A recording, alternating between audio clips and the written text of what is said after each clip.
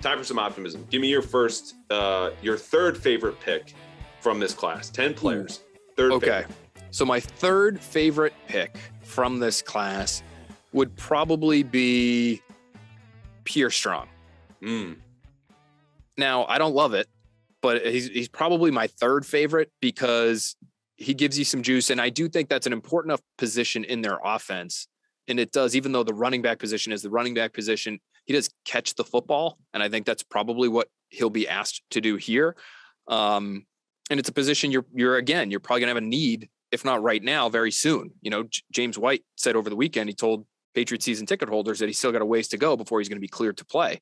So you need a third down back. I don't know if JJ Taylor is that guy. Pierre Strong obviously gives him more size there, but he gives him some speed too. But he's got fumbling issues. I mean, Pierre Strong, 5 alone last year. So he's basically fumbling every other game.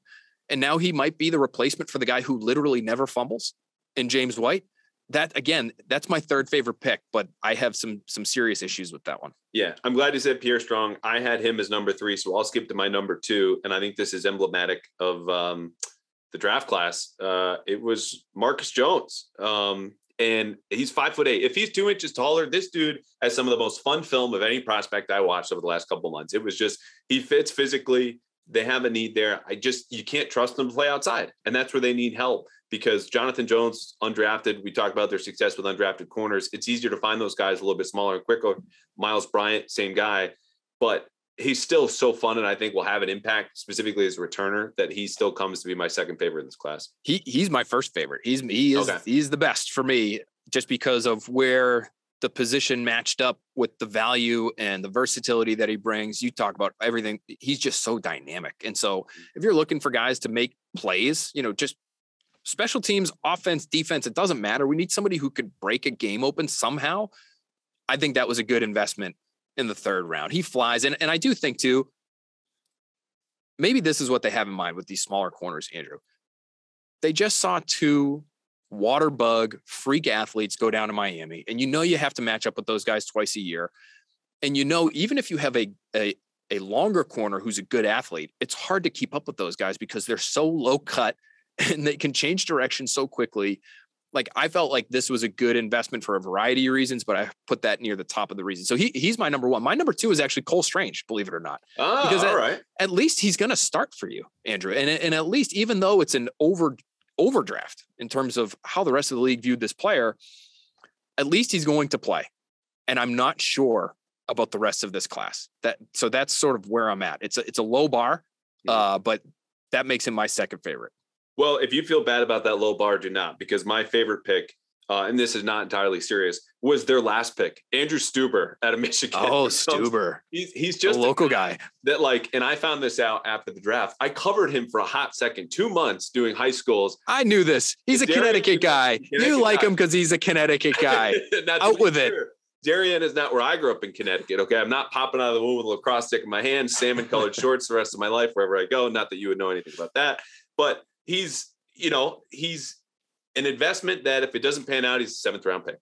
But you look at some projections, people had him 5th round, and it's because he checks out from a leadership standpoint. He's going to work his ass off. He's got prototypical time. And I think, he's a guy who can play guard, maybe inside early or go to tackle. And if it doesn't work out, that's fine. But that's where they were at, pad some depth and just get a guy who you're not going to have any disagreement about. And listen, day 3 guys that are massive on the offensive line that have worked out for the Patriots in the past, how about just a couple of years ago, Micah Wenu, another Michigan guy. This guy's 6'7", 325 pounds. I mean, that alone, gives him a chance, I think. Marcus Cannon's the other name I'm thinking of, all the way back in 2011. And we know why he slipped. He's dealing with cancer at the time. But, for them to get a player that size from a big program, from a well-established unit where it's the Joe Moore Award, right? Is the best offensive line in the country. I like that pick too. And if it works out again, if you got a right tackle at the very end of the draft, congratulations. That could save this draft the same way. I think the Micah Wenu pick saves the 2020 draft. Kyle Duggar, I think we both think can play, but they didn't get a whole lot from that class outside of Duggar, if not for Owenu. So I like that one going off the board there a little bit, but it's hard to come up with 3 picks that I really like from this class. Again, it comes back to the things I said about the draft. Look at every pick is how good is the player? How likely are they to be that good? And then when did you get him? Was it fair value? And I think, he's however likely to be a backup swing tackle, you'll take that. And you got him in the 7th round, so there's no real downside. I thought for sure their 7th round tackle though was going to be Ryan Van Demark from UConn. That should have been my guy. That would have been a Husky. Yeah, he went earlier though, right? He would have been your number 1. He may have. He may have.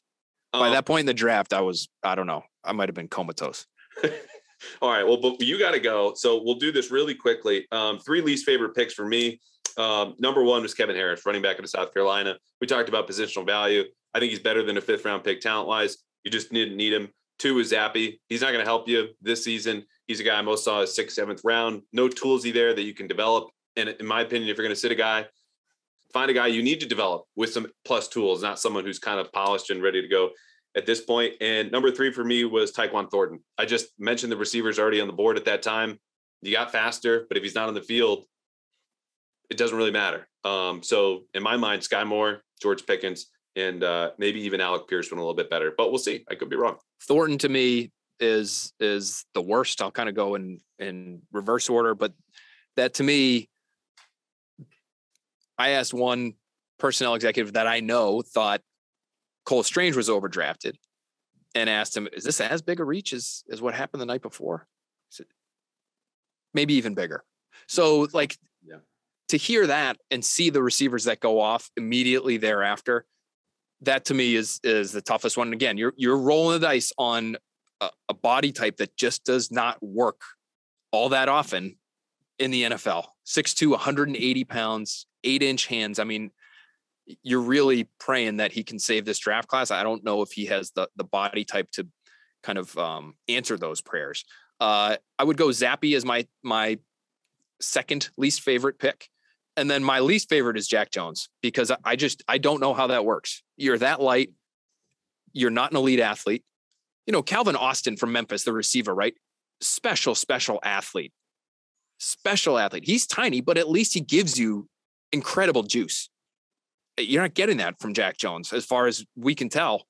And he comes with all of this additional stuff off the field that, the academics that couldn't keep him on the field at USC, allegedly breaking into Panda Express. He's fighting people at practice at ASU. I mean, he has had a lot of opportunities here, and he just got another one. And so, I don't know. I'm just not gambling on the fact that he finally gets everything completely turned around and he becomes a starting level player for you, which I think you're hoping that he can be if you're taking him in the middle rounds that way.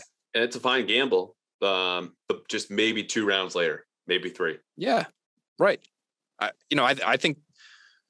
know there were some teams that just didn't even consider him, not on the boards.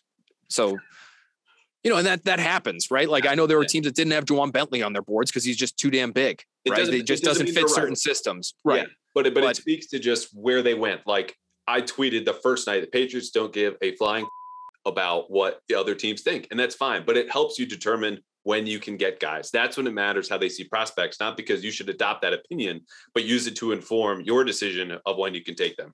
And I think they just didn't do a whole lot of that, though. Taekwon Thornton might have been an exception.